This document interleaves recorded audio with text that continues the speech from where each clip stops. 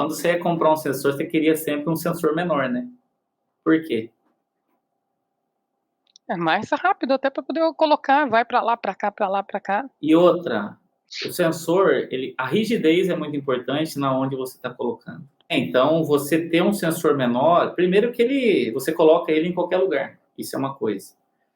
Segundo, que um sensor pequeno, rosqueado e preso, ele vai garantir aquilo que está no datasheet dele.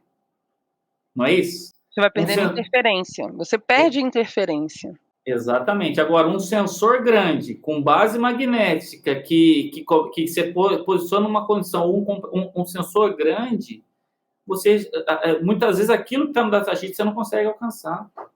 Tem uma pergunta que eu acho que tem tudo a ver com isso, do Rafael, que ele coloca assim, ó, a medição de vibração com o sensor fixado na tampa do motor vertical é capaz de identificar possíveis falhas no rolamento de acoplamento do mancal?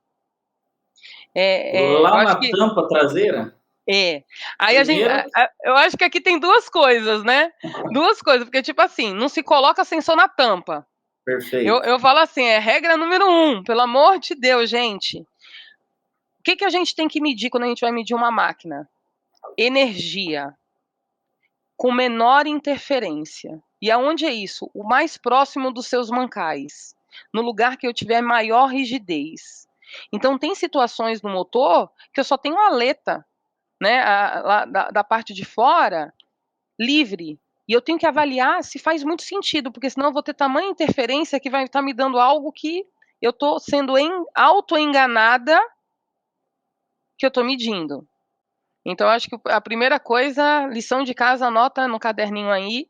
Quem tiver sensor na tampa do motor, vamos mudar a posição. Tá de bem com isso, Claudemir? A não ser que o cliente autorize você usar uma serra-copo, fazer o furo e colocar o sensor lá próximo do mancal. Sim, mas aí eu não tô na estrutura de fora, na capinha lá, na tampinha